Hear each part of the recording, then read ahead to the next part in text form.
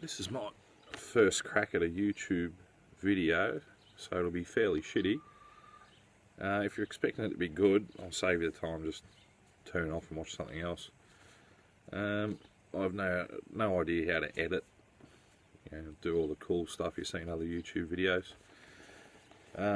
So I've got some notes here, just so I don't make a complete fool of myself. I've had to think about what topics to talk about. I'm 35 years old, single, live with my parents, and I'm broke. So I figure an inspirational video is out.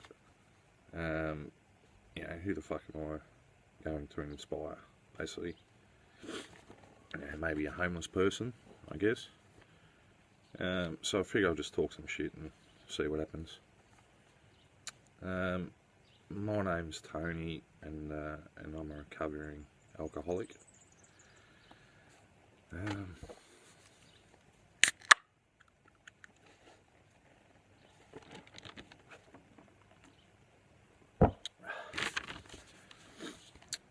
I got hammered last night. I'm still recovering. Fucking cask red wine, 2017 vintage. I thought Panadol, water, rehydrate, that sort of shit, but I thought, don't be a pussy. Get back on the horse and have a can, basically. I watched a lot of YouTube videos, some good, some not so good, and I thought, what can I offer in a YouTube video that's a bit unique? I thought, I'm a simpleton.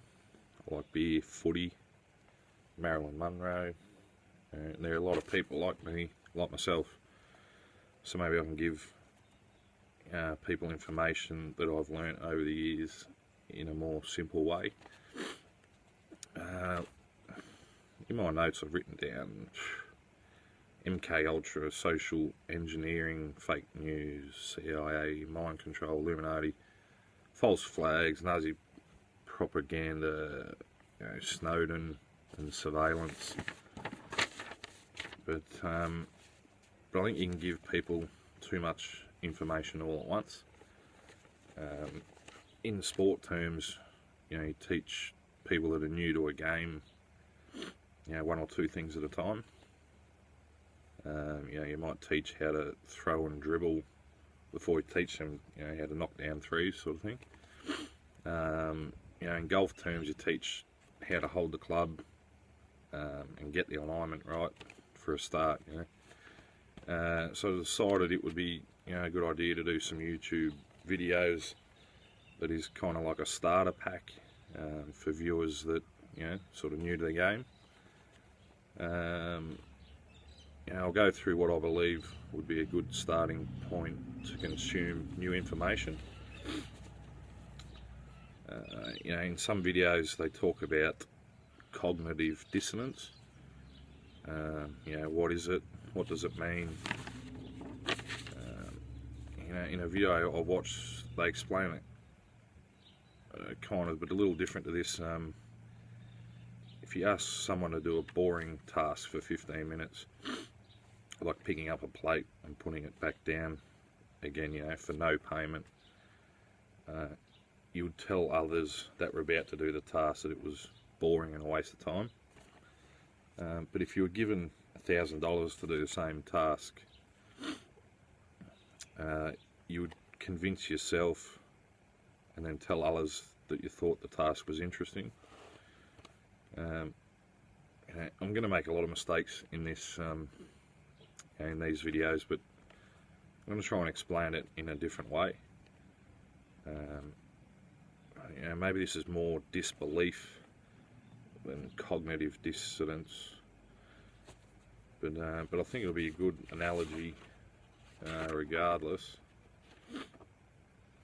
Some of the information I'll give to you in the coming videos will be met with cognitive dissonance or disbelief.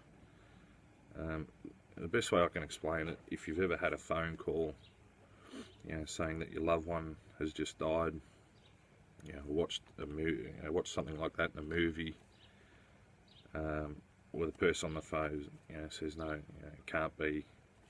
I just spoke to them. You know, some get aggressive and say, you know, no, you know, I just spoke to them. You know, you're lying, and hang up the phone. Yeah, but that sounds a bit too depressing, I think. So, yeah, it sounds like the information I'm going to give to you is like a loved one dying, and it's not meant to be like that. So the other way that I've seen in movies, and it happens in life on rare occasions, is when a person lives, say, 20 years, thinking that their loved one has died, but that they seem, then they see them and their whole perception of reality changes, sort of in an instant. You know, in the movies they say this can't be, I watched you die, you know, you're dead. Basically, that's their reality. You know, it's so hard on the psyche to receive new information that you were convinced wasn't so.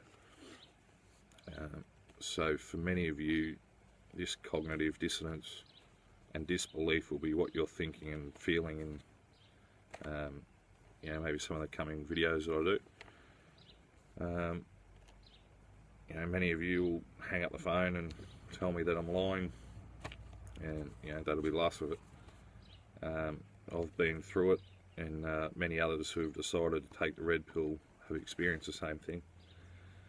I probably hung up the phone a few times before accepting some of the truths that I've learned. And that's the other thing I want to talk about, the red pill. You know, you hear a lot of people talk about the red pill, and you know, what is the red pill and what does it mean? It's a scene in the movie The Matrix. You know, it's a good movie if you haven't watched it. I won't spoil the movie, but Neo has an option to take the red pill or the blue pill. The way I see it, basically, the red pill means you're willing to accept new information, and the blue pill signifies sort of hanging up the phone and saying, you know, you're lying. I just spoke to them, or hang up the phone and saying, you know, you lie, they died 20 years ago, it can't be, I'm not going to accept it.